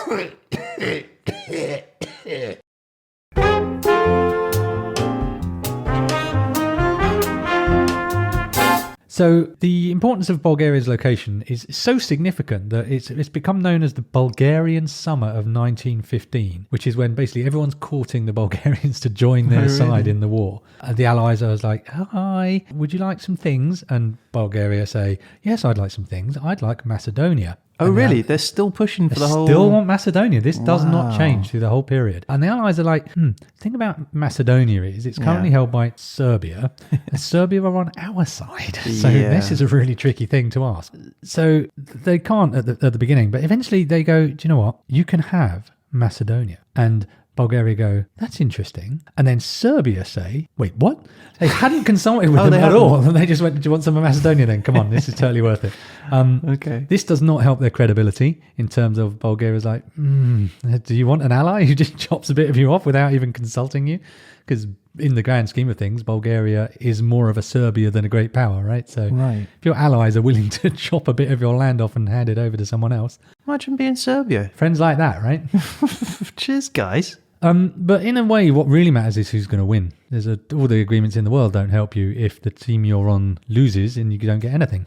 I guess. So Bulgaria particularly clearly doesn't want to end up on the losing side again. And so they watch for a while, but eventually they kind of have to pick a side. It's one of those wars you just can't avoid getting involved in. Sure. Roll up your sleeves. Yeah, and essentially for Bulgaria it came down to, I want Macedonia. You guys have it, but want to keep it. So if I'm on your side, what are the chances, allies? You're just going to let Serbia keep it. Germany is saying, well, what I'll do is I'll crush Serbia, take Serbia for myself, and you can have Macedonia and we'll all win happily and live happily ever after. So really, the only one in a position to genuinely offer up Macedonia is the Central Powers. So they say, okay, we'll join with you guys. And in this period, things are looking pretty good, not amazingly good, but pretty good for the Central Powers. So good chance of them winning, and they can give you Macedonia. Boom. Let's join the Central Powers, they say. So 6th of September 1915, Bulgaria formalizes its affiliation with the Central Powers. In secret, though. I feel like Bulgaria's just been in rehab for his gambling addiction from that massive breakdown he had at Vegas. And now some of his mates have come along and gone, hey... we're just having a game. We're having a game. It's just a simple game. It's a simple, amongst friends, just pop a few, just buy a few chips. He's and like, I don't know, you know I've got a problem with this. But we've got a system. Okay. So after secretly joining the Central Powers, Bulgaria declare on September the 22nd, 1915, a general mobilization. So they mobilize their army, and they describe this as a state of armed neutrality. Okay. So I would liken this sounds like a Romania situation. Well, we're going to attack you, but we're not. Yes, very much so. I would describe it as similar to if your neighbour installed a dance floor and then said, "Oh, I'm not having any parties." Yeah. Not 100% convinced. Just like the look of it. So by the beginning of October, they've mobilised 616,000 men, and that's 12% of their population, nearly a quarter of the male population. They drafted, or were like people just Not clear. I think drafting was a thing, but I wouldn't swear to it at this time. We'll have to check that. Okay. Hello. This is the voice of the internet. Bulgaria used military service to conscript all eligible males aged 20 years or over for all other military purposes. Conscription lasted a minimum of 5 years. After the enforced military service was complete, Bulgarian soldiers joined a reserve fighting force who could be called upon whenever their country needed them. Thank you.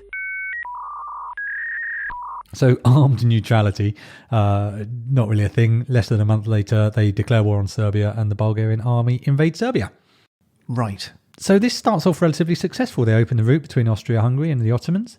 So the Ottomans can attack, obviously. The Kingdom of Serbia was occupied by the armies of the Central Power by December 1915. Things are going pretty well. The Allies are pushed back to Salonika. In 1916, Romania enters the war on the Allies' side. Yeah. These guys are not getting on. Doesn't really help much. The Bulgarians and the Central Powers push the Romanians north, past Bucharest. Things are going pretty well. How are the Bulgarians so strong all of a sudden? Well, they do have some help, clearly. No, but still. It's good to have Germany on your side in these matters. Yeah, I guess so. And so things are going quite well. But then it's not so much there's a massive reverse, it's just everything just grinds to a halt. This is the sort of the transition from people driving around and attacking and running across fields to just trenches and mud, and nothing's really, everything's dragging on, no one's really moving. It's a war of attrition. Supplies are becoming short, not just on the front but at home as well. Nobody's got enough food, nobody's got enough equipment. The Bulgarians particularly have been at war for a decade or more. This is an exhausting experience for them. So this is the World War One that we're all familiar with. The grind, We're there now, are we? the death, the blood, the hunger, the rats. This is a horrible, horrible period. And obviously, if it's the World War One we're familiar with, that means poetry. It sure does. So I've got one for you here by a guy called Dimcho Debelyanov. As a young poet in 1906, he began to send poetry to literary magazines, and they were well received. Nice. A little bit of talent. Good for him. He moved from job to job in the next 6 years. He couldn't really settle down. He was a junior clerk for the Central Meteorological Station, and he was a freelance journalist. Bit of a wanderer. He's a poetic spirit, I suppose. He joins the army in 1912 to fight in the Balkan Wars. In 1914, he's discharged from the army. Gets a job in a post office. No, he doesn't get a job in a post office. He gets a post in an office. He super hates working in an office. I don't know why he would be like that, but he hates this office job so much. He rejoins the army in 1916, which is the year that he is killed. Okay. So he writes this poem that we're about to hear called Foreboding. And this is a poem I've selected because for me, if anything sums up World War One, the exhaustion, the misery, this poem is it.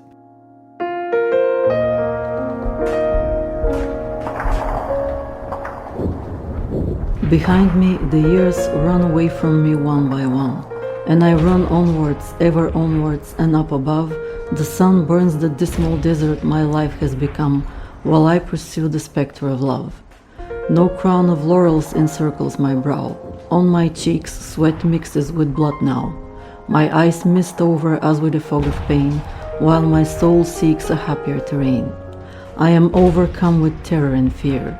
The time is nigh when I must grasp the edge of a bottomless pit, but my fingers have lost their strength and grip, and with a scream I am thrown back into the shadow-filled night. Wow. That was beautifully read. Yeah, she did an absolutely lovely job. Thank you again, Antoaneta, for your marvellous help. That poem is hard reading. It's so powerful that I don't really want to talk about it. Yeah. But for me, that really sums up how everyone's feeling. It's despair. It's you've grabbed onto something and you've let go because you can't hold on anymore. And that's what's happening. 80,000 Bulgarians are dead. 150,000 Bulgarians are wounded. In Bulgaria itself, everything's falling apart from the inside. Socialist workers and agrarians are conducting anti-war campaigns. Soldiers' committees are forming in army units. December 1917, 10,000 people gather in Sofia demanding an end to the war. They want to overthrow the Bulgarian government. In 1918, unrests, riots, a women's revolt against food and clothing shortage. Everything is falling apart. And then it gets worse. September 1918, the Allies break through on the Macedonian front during the Vardar offensive. The Bulgarians are now just deserting. They're just picking up and going, I'm not doing this anymore, I'm going home. They sometimes quite aggressively. The 25th of September, a bunch of Bulgarian deserters come to the city of Kustendil and they loot the city. Then they converge on a railway centre in Radomir in Bulgaria, 30 miles from Sofia. And the leaders of the Bulgarian Agrarian National Union, which is a political organisation, they take control of the troops. This is the beginnings of essentially a revolution about to happen. And in all of this chaos and in all of this disaster, Tsar Ferdinand has to sue for peace. It's over. Wow. So on the 29th of September 1918, Bulgaria surrenders. They've lost another war.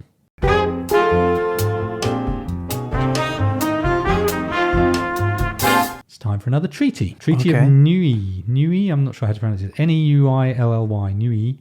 Signed on November 1919. And Bulgaria clearly lost the war and obviously lost territory. They were actually the first, I think, Central Power to surrender. They lose their Aegean coastline to Greece. They lose its Macedonian territory to Yugoslavia, which is now invented, which also has its own problems. And they have to give Dobruja back to the Romanians again. So once again, they've pushed out. They've got this land that they conceive of as the Bulgaria that they know and love, and they've lost it all again. So they've gone from the start of the decade, a freshly minted country, so aspirational. They've won territory from the Ottoman oppressor, and they've gone within a decade to an exhausted, wrung-out, war-weary, just destroyed nation. And I asked Eric kind of to summarize how it was for Bulgaria in this time.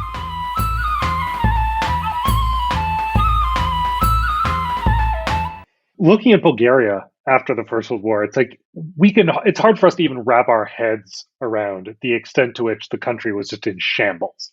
At the end of the First World War, virtually every country that was involved, whether they were a winner or a loser, came out just utterly exhausted, devastated, in an awful state. And Bulgaria had just fought, 2 back-to-back wars that had resulted in just a catastrophic loss and this deep sense of the loss of the San Stefano territories. A lot of the most common metaphor was like the lost limb, that an arm or a leg had been lobbed off.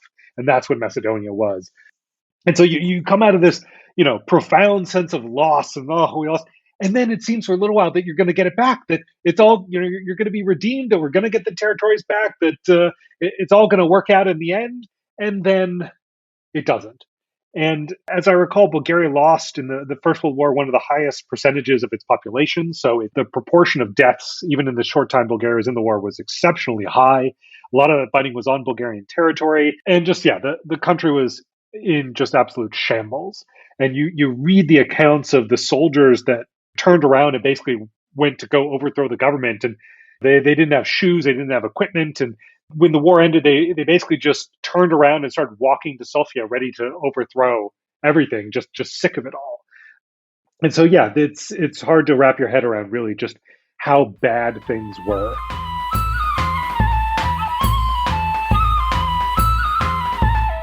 So is there any thought to the alternate timeline of that they'd joined the Allies rather than joining the Central Powers? I suppose if they joined the Allies, would they have won? I think you'd end up still in a bicker with Serbia about who owns Macedonia. That's this sort of sticking point that's occurred right from the Treaty of San Stefano that we started with right to today, was Macedonia is part of Bulgaria and other countries choose to differ.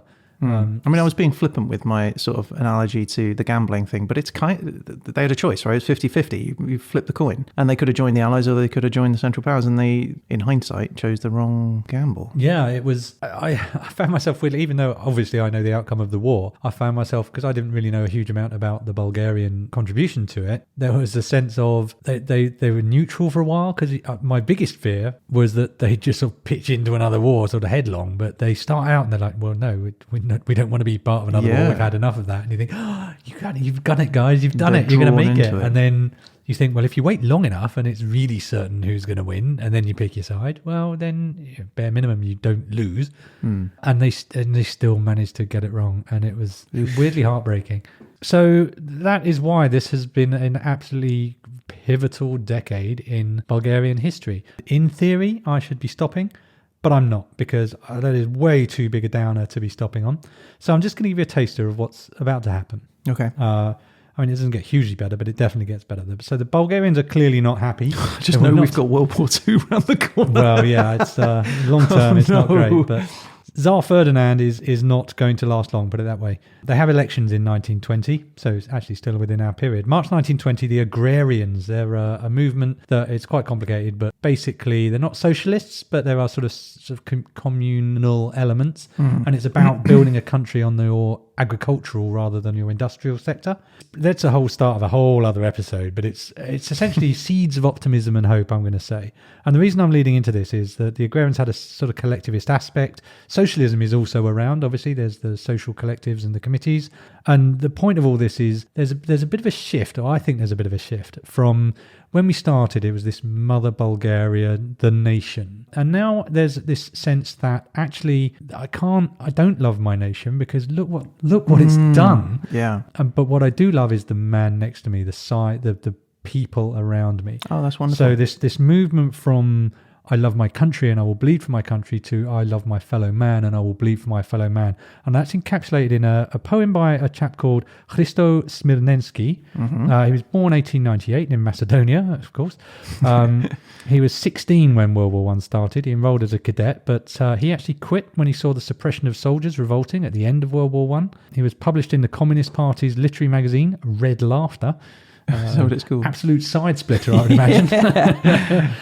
He took part in demonstrations and rallies for amnesty for convicted soldiers. He wanted to improve the condition of workers.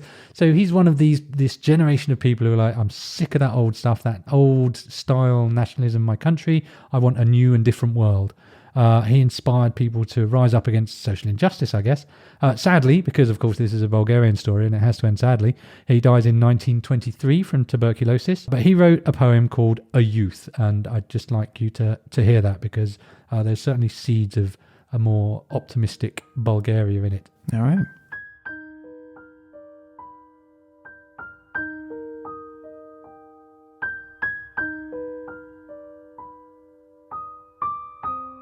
I do not know why I was born into this world.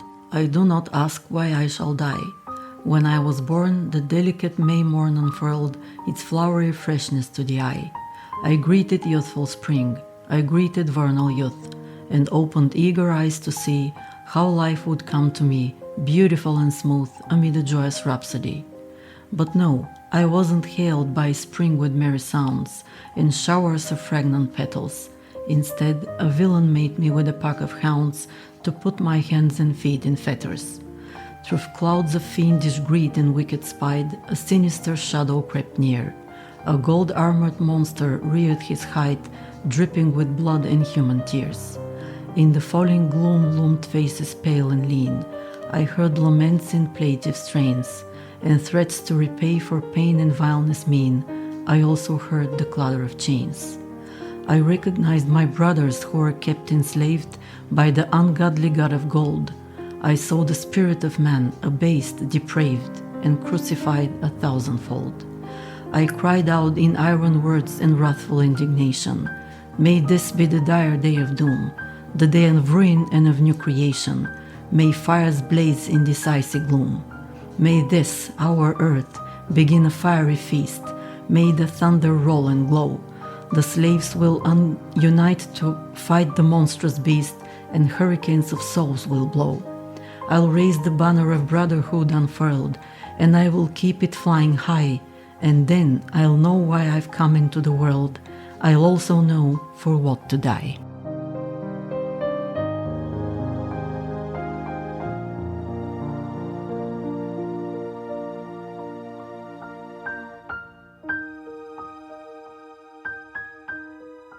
So for me, this poem in many ways tells that whole story we just went through. I thought I was going to have a great life, and now I'm in this muddy, horrible war. He sees his brothers who are kept enslaved by the ungodly god of gold, all this powers that be, all about material goods, and actually my brothers are being enslaved by not a country, but this concept of this prophet. And then this still a sense of fighting. They can't get away from that. Bulgarians love it, I guess. But fighting for each other. I'll fight and die for my brothers, not for my country at this point. And that to me is an interesting progression that really tells the tale of the decade in a lot of ways. So maybe there's hope after all. How old was he when he wrote that? He was 22 here, so he would have been 23-ish or thereabouts. Yeah, 23, I was probably scribbling on the back of a toilet door on some sort of graffiti. Yeah, I was up to similar, not very impressive feats of trivia. Literature. Amazing.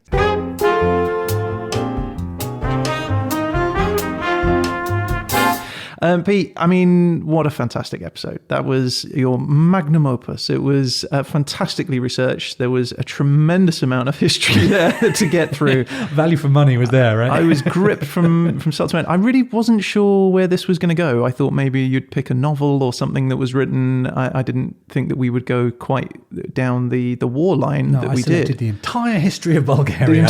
Yeah, well, like as you said right at the very start, this is the critical period. So you were absolutely right to do it. I think the Derzolator did you a good one. I think so too. That was, I mean, normally I'm scratching about trying to find something. This time it was more of a tidal wave of information coming towards me, and I'm thinking, how do I make a podcast out of all this? I do have to stop and say Thank you so much to so many Bulgarians actually who helped. The guys at Our Bulgaria in Reddit, Antoaneta, who read and recorded those poems for us so beautifully. She was lovely, so supportive. Eric Halsey, do check out his Bulgarian history podcast because he has done super in-depth history. If you're interested in Bulgarian history, consider this a little taster and check out Eric's podcast. We'll put the link in our episode description. Yeah, absolutely, we will. And thanks to Bulgaria, the country, this was a rough decade, to be sure. But I would like to leave with something more positive, and that's a message from the splendid Eric Halsey.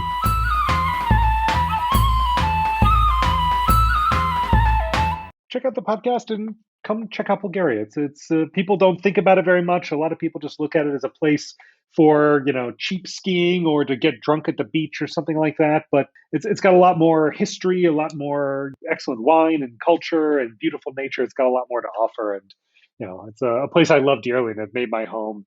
And, I think it gets a bad rap, and I'm always excited for people to come and experience all that it has to offer. So I encourage people, when it's safe, when they can, to come visit.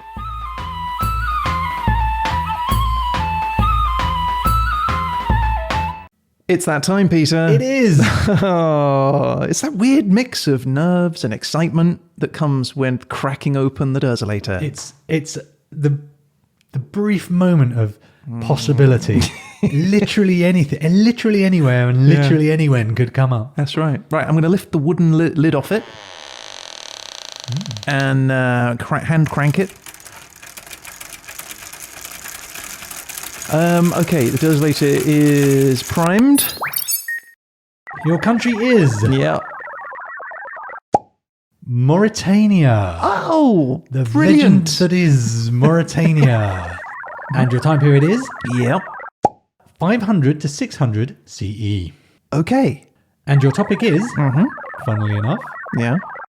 humour. Oh, I see what you did there. You see? Funnily enough. That was a bit of a gag. Humour. That's got you off to a flying start. Okay, so we've gone from the darkest depths of the First World War to humour in 500s. That's... The 500s in Mauritania. Yes. The Okay. classic. I mean, it's well known as the golden age of comedy. Yeah, I mean, you think of all the great classics. I mean, all the great double acts that came out of Mauritania in 500 to 600, I can barely name them. You think of all those Ben Stiller movies that feature Mauritania in the 500s. I mean, most of the Will Ferrell works are remakes of ancient Mauritanian comedy classics. Yeah, Step Brothers. It's exactly. It's a remake of the Mauritanian of, 500 CE classic. Okay. Well, look, I can tell you one thing. It's gonna be funny. No pressure, eh? So looking forward to how hilarious it's going to be. There's definitely no pressure, but I will be bringing my laughometer.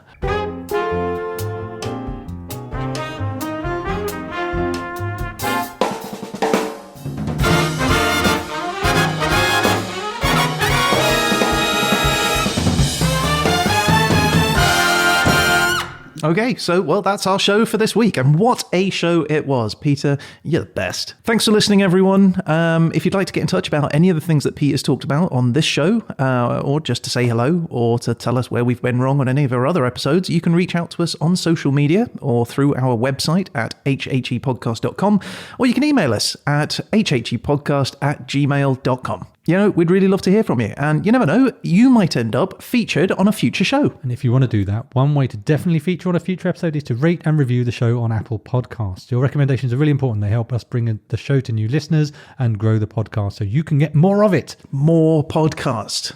If you're on TikTok, Instagram, Facebook, or Twitter, you can also find us on at HHE Podcast. And if you subscribe to those, you'll get an alert every time we post our 1-minute animated HHE bites. Yeah, they're fun. We're going to be back again next week, me and Pete. Not with an episode of HHE, but with an episode of The Verdict. with the irascible, the erudite Paul Dursley. It is irascible. You're right. So check out our after show episode of The Verdict. That will be coming soon, and I can't wait to talk about that one because there's a lot to unpick from this episode. Oh, there really is, isn't there? But if you can't wait that long, we do have a back catalogue of episodes. You can find it in your podcast app, YouTube, or at the website hhepodcast.com. All right, so a huge thank you to Peter for this week's episode and to all of the contributors from Bulgaria. And that's it. I guess all that's left to say is... You've been listening to...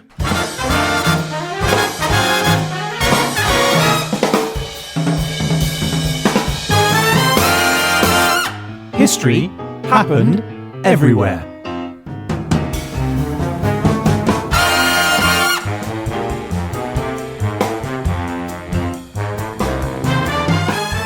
Okay, so this is another poem by Christos Smirnensky. It's called The Tale of Honour. It was an honour I had not expected, to be sure. The devil asked me in and offered me his best liqueur. A candle gilt his profile, puffing smoke rings in a haze, with moist eyes Mephistopheles upon me fixed gaze. His mien, though tinged with autumn grief, was proud and cheerful too. He cried, "In vino veritas, I shall be frank with you. I can no longer bear the yoke of cunning and deceit. Here's to my otherworldly warmth and worldly woes we meet. Long, long ago I came to earth and for a joke, you see, took worldly truth to be my life, but she cuckolded me. My honour to avenge I vowed in jealousy and pain. I trampled others' honour down, but mine I've not regained. I thought in exploits to excel. I died in many a fray. Though worthy causes I upheld, no honours came my way. Then, in the street one day, I showed a sign I had prepared. Here is a man without a scrap of honour, it declared. But strangely, no one looked askance. With interest I was viewed, and everywhere men doffed their hats. No honour? Good for you! A gentleman embraced me. Brother, you two, man alive! 2 pretty ladies said, tomorrow come to tea at 5. Amazing, such attention rare, all did to me devote. Kings, ministers, court ladies fair, fond letters to me wrote. Behold me rolling now in gold, a man of place and pride, a thief, a shameless rogue, I know, but honoured far and wide. He paused, our glasses he refilled, and raised a toast with glee, as blowing rings of smoke, he fixed his bright green eyes on me. I love that one. That's really good. That was really good. Nice one, man. It just didn't fit anywhere, but I wanted to put it in. No, it does fit. It goes right at the end.